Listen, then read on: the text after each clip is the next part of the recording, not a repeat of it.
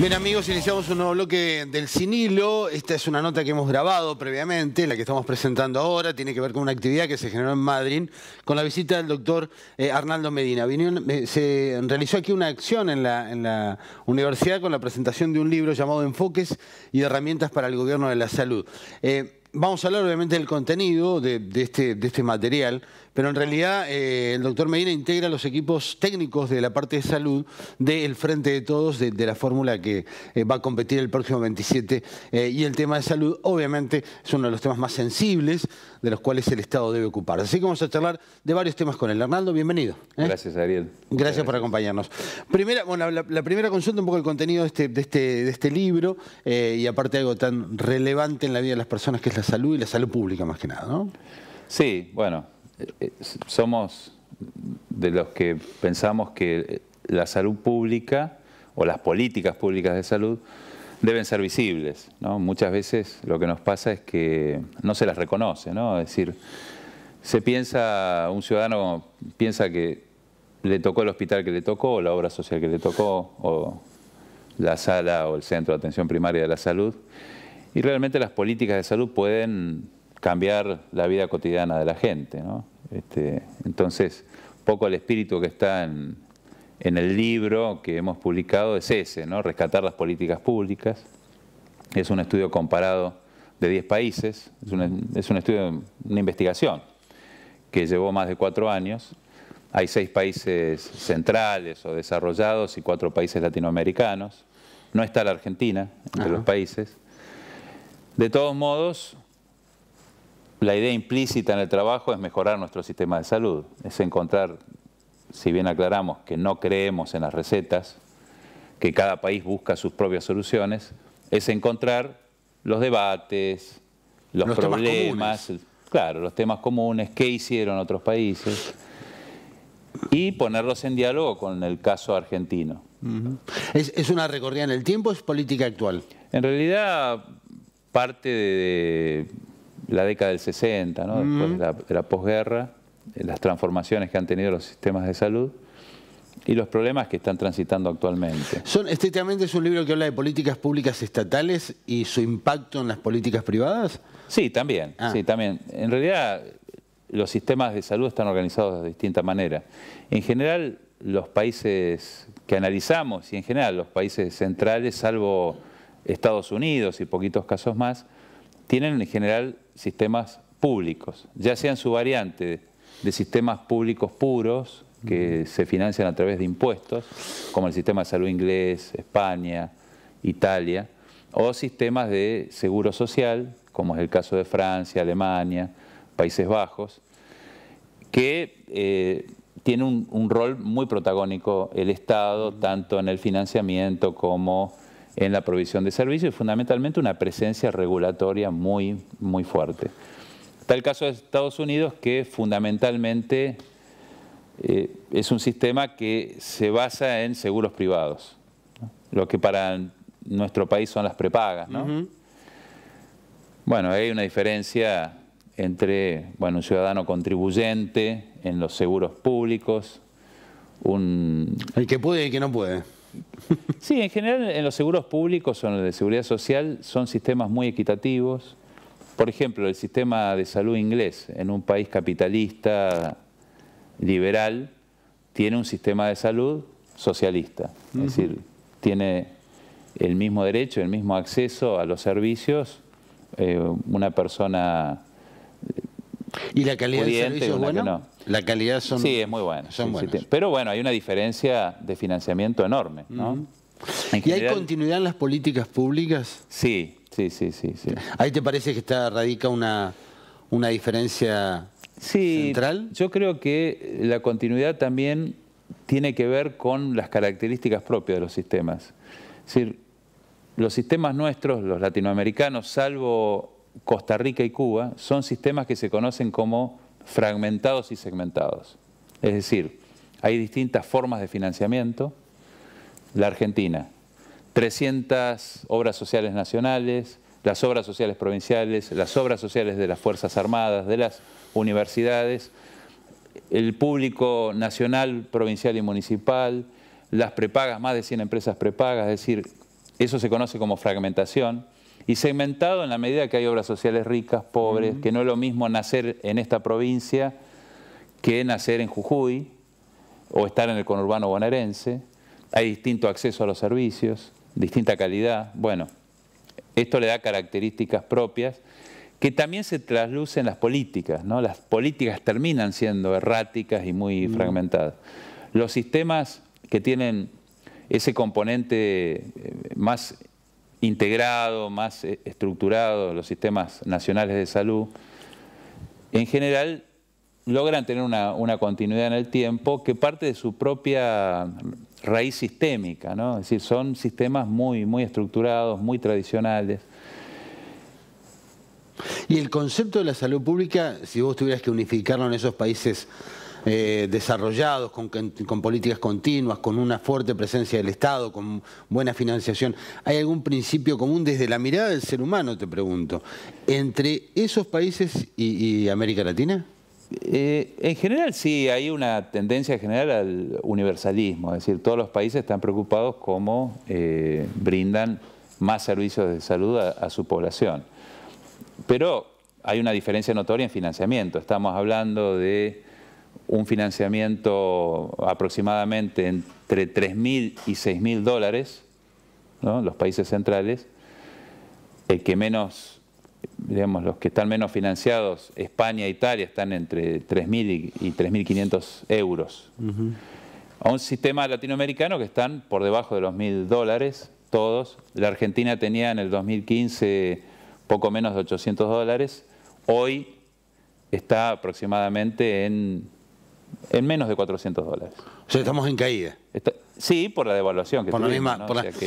Y en cuanto a la jerarquización que desde las políticas del Ejecutivo se le da al área de salud, ¿qué pasa en esos países? Y hay una presencia fuerte del Estado. Tomemos un componente. Lo que tratamos de encontrar en el libro son aquellos aspectos que son claves en la estructuración del sistema de salud. Por ejemplo, la política en acceso a medicamentos es muy importante. ¿Por qué? Porque el gasto de medicamentos es alto, en algunos países llega al 30-35%, porque hoy hay una amenaza muy grande con medicamentos, fundamentalmente los biológicos, cada vez más caros, es decir, estamos hablando de un 5% de los medicamentos que representan hoy el 30% del gasto. Estos medicamentos biológicos, biotecnológicos, del 2003 al 2013 han crecido, se han duplicado, vienen creciendo al 4% anual. Es una amenaza de hoy y que en futuro uno espera que sea mucho mayor. ¿Qué hacen los países? Bueno, distintas políticas, desde genéricos, la política de genéricos, una política que en nuestro país inició Ginés González García hace unos años, pero que se abandonó. Llegamos a tener aproximadamente un 25% del mercado en genéricos, hoy tenemos menos del 10%, nos supera Brasil, por ejemplo. Ahí aparece, ese es el Estado. Ahí está el rol del Estado. Por ejemplo, el Reino Unido tiene 80% del mercado en genéricos. Claro. Después está la negociación de precios, es muy importante, ¿no? Como nosotros somos segmentos, hoy hablamos o fragmentos, ¿no? Esta fragmentación del sistema de salud, esto de negociar cada obra social, cada sistema de financiamiento por su lado, no nos permite negociar fuerte los precios. En alto costo, por ejemplo, países centrales negocian muy duro. El otro tema también es la comparación internacional. O sea, hay sistemas de comparación entre países, entre sistemas. Brasil lo utiliza mucho. Brasil le permite tener en el alto costo de medicamentos precios más bajos que los argentinos, porque ellos utilizan mucho esto, que es una política muy extendida de comparar con otros países a qué precio, ¿no? ¿A qué precio van a comprar? ¿A qué precio compran? Y ahí deciden a quién le van a comprar. Y ahí negocian fuerte los precios, ¿no? Pero pueden poner una barrera arancelaria, pueden poner un límite. Sí, o la negociación en sí. Incluso que eso en el Reino Unido tienen en cuenta los costos internos en la producción, 21% de retorno para las empresas, sacan un cálculo de I+D, de investigación y desarrollo, y más o menos con eso fijan cuál sería el precio. Y no es que lo regulan, pero lo negocian muy fuerte. Sí, sí, ante la perspectiva de que las rentabilidades sean tan descabelladas que signifiquen un gasto, una ganancia muy grande para la empresa. Es una mirada interesante. Sí. Después otras medidas, receta electrónica, por ejemplo, es interesante porque permite tener mucha información. Pero siempre atraviesa el Estado. Eso. Sí, lo que tratamos de hacer también es una mirada honesta. Algunas medidas de estas, algunas de estas políticas tienen quizás mucha propaganda, mucha prensa, pero cuando uno busca los papers y los trabajos, encuentra pocos resultados. Por ejemplo, receta electrónica, sabemos que en Andalucía, en algunas comunidades de España, ha tenido muy buen resultado, bajando costos, ¿no? Eso, pero ¿qué dato te aporta? ¿La cantidad de medicamentos que se compra para después poder presumir lo que a futuro? dicen es ellos estudian el costo que tienen el medicamento en el sistema andaluz y después de aplicar la receta electrónica bajaron un 12% aproximadamente el costo y ellos les permitieron en la década pasada, en un momento de ajuste muy fuerte que tuvo mucha repercusión en el sistema de salud español, donde aparecen tickets moderadores y otras políticas, a ellos les permitió mantener los mismos servicios ahorrando en los medicamentos, ¿no? Este documento, que bueno, es un trabajo de comparación, está, digamos, forma parte de los documentos que utiliza el grupo técnico o la mesa de salud del Frente de Todos, que vos integrás. ¿Se utiliza con ese fin también? Mirá, el libro salió prácticamente cuando estamos presentando los resultados del trabajo que se vino haciendo en los equipos técnicos. Quizás este libro está referido más a aspectos estructurales, no a esta coyuntura de verdadera emergencia que hoy tiene nuestro país. Esto ha llevado a que en el planteo de todos los equipos técnicos, no solo en el de salud, haya un planteo de los 100 primeros días, ¿no? Como algo muy inmediato. Nosotros para salud lo tenemos pensado. Y después un planteo más estructural, lo que no quita que en los 100 primeros días hay que empezar a trabajar y no solo a pensar, sino también a tomar decisiones respecto a lo que son los planteos más estructurales, pero sí en los 100 primeros días son muy necesarios, en el caso de salud, para restituir algunos derechos que tienen los ciudadanos que se han ido deteriorando, ¿no? Por ejemplo, medicamentos esenciales. Esto es otra política muy importante, que la Argentina puede mostrar muy buenos resultados con el programa Remediar. ¿Volvería el programa Remediar? Sí. ¿Con otro nombre? Con otra... Sí, se le ha cambiado el nombre, habría que ver eso, pero lo importante es que le llegue a la población y hoy está en menos de un 30% de lo que era, ¿no? En menos de un 30%. Significaba aproximadamente 79 medicamentos, hoy está en 40 y en menos de un 30% de lo que entregaban. Eran 175.000 botiquines anuales aproximadamente. Vuelve a ser ministerio, es como una idea. Digamos, sí, eso ya lo anunció Alberto Fernández. ¿Ministerio de Salud? Sí, sí. ¿Vas a integrar ese gabinete o casi sí? Yo digo que en algún lugar voy a estar. Quizá en el mismo que estoy. Yo estoy en un lugar muy importante, soy vicerrector de una universidad y bueno, yo siento que es un lugar muy importante, estoy muy contento. Pero en algún lugar voy a estar. La decisión se va a tomar después del 28. Claro, sí, sí. Esos 100 días, hablaste del programa Remediar, el Ministerio de Salud, ¿qué otras medidas? Las vacunas, es muy importante, regularizar las vacunas, tiene dificultades. Las vacunas, lo más importante, ¿cierto? La presencia de las vacunas, pero también el programa de vacunas, que a veces se lo soslaya un poco, tiene otros componentes tan importantes como la presencia de la vacuna. La capacitación, hay que poner en marcha capacitación de vacunadores, vacunadoras, es muy importante eso. Y también toda la logística de distribución que habrá que revisar, habrá que ver cómo está funcionando. Pero fundamentalmente faltantes vacunas, que eso requerirá gestión, compras. ¿Por qué faltan? ¿Porque no se compran? ¿Porque se cayó el presupuesto? ¿Porque la decisión tiene mucha burocracia? Hay indudablemente decisiones económicas, ¿no? Es decir, salud ha perdido presupuesto. Pero también se están viendo las consecuencias de haber bajado de rango el área de salud. Es decir, está en un menor nivel de autorización, subsumido en un ministerio que es muy grande, muy complejo, y esto trae como consecuencia que burocracia. Hay burocracia, tal cual. ¿No? Demoras. Más papeleo. Hay muchos problemas, los problemas de financiamiento, subejecución también de partidas, pero muchos problemas que tienen que ver con la burocracia y problemas de gestión. Es muy loco porque en realidad estamos hablando de que la plata está pero no se está usando, digamos, sí. salvándola. Sí, sí. También aunque sea existen, menos, aunque también sea existen menos, esos problemas. Sí. Que tiene que ver con la burocracia. El presupuesto, anoche en el último debate se habló del tema de salud. El tema presupuestario, ¿cómo ha sido la evolución o involución? ¿Qué ha pasado en estos 4 o 6? ¿Cómo ha sido? No, ayer Alberto habló de una pérdida de un 35% del presupuesto de salud. En realidad hay una pérdida muy grande desde el presupuesto 2018-2019, donde hubo una inflación de 45%. ¿La inflación se lleva puesto el presupuesto? Y claro, y el presupuesto prácticamente fue el mismo. Hay que ver qué parte absorbió el nuevo ministerio, porque estuvo el cambio del ministerio, pero allí hubo una pérdida muy importante y estamos hablando de un presupuesto de aproximadamente 50 y pico mil millones de pesos, 57 mil millones de pesos, que ahora está previsto para el año próximo, 2020, unos 75 mil millones de pesos, inferior a la inflación.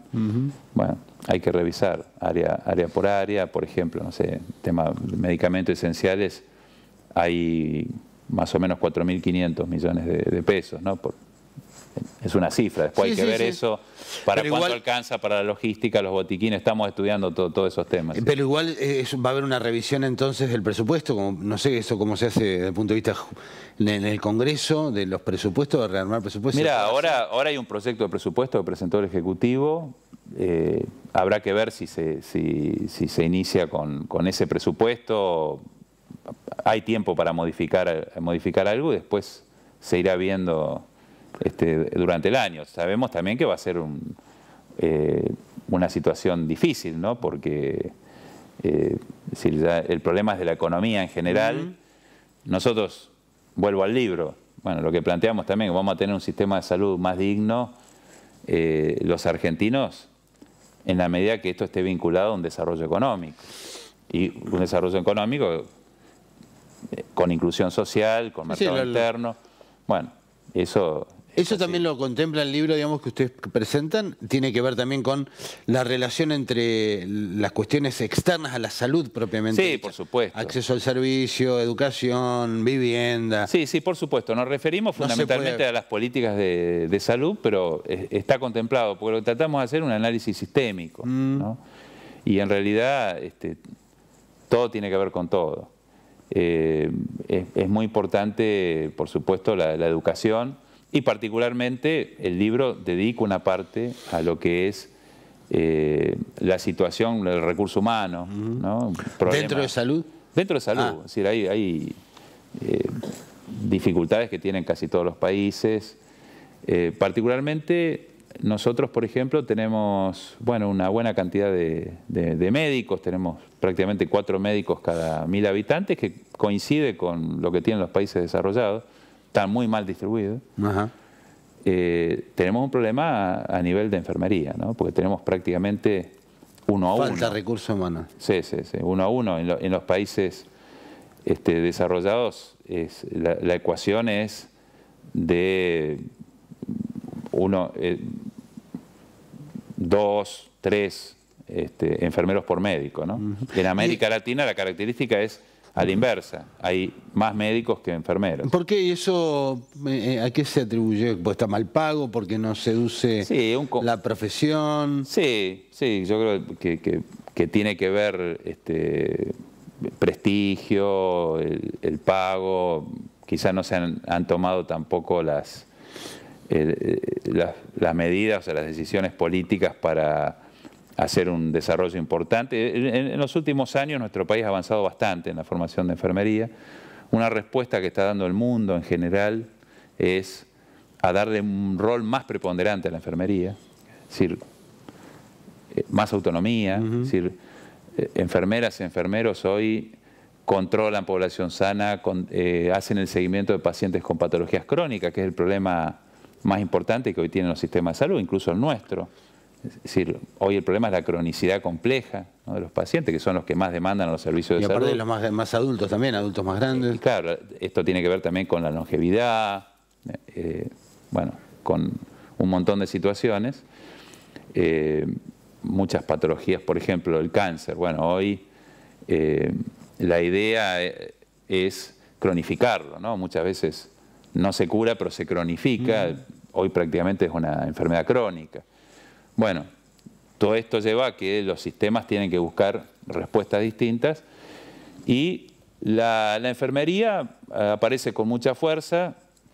Enfermeras de práctica avanzada se llama, que tienen un nivel de formación importante, especialidades, maestrías, doctorados, y que en algunos casos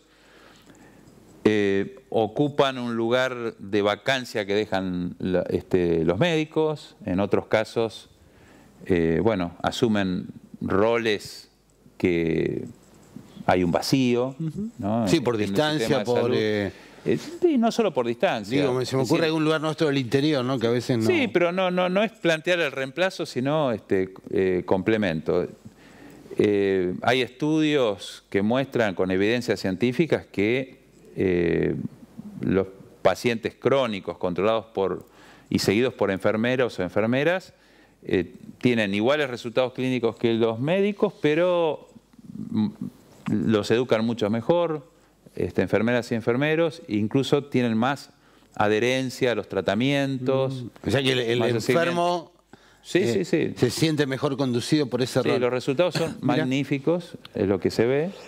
Por supuesto que todo lo que parece bueno en algún lugar puede usarse mal.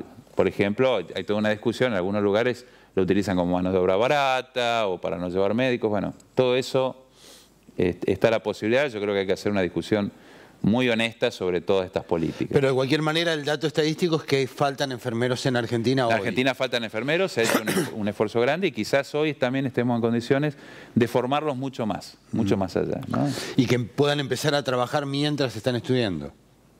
Si una carrera es muy larga, ¿esto se puede hacer? Sí, en general, como salida laboral en general lo que tienen, ¿no?, es un título intermedio, es decir, hay un título de técnico, que es el enfermero, que es son 3 años, y después una licenciatura lleva 5 años y medio aproximadamente, y después pueden seguir con posgrado.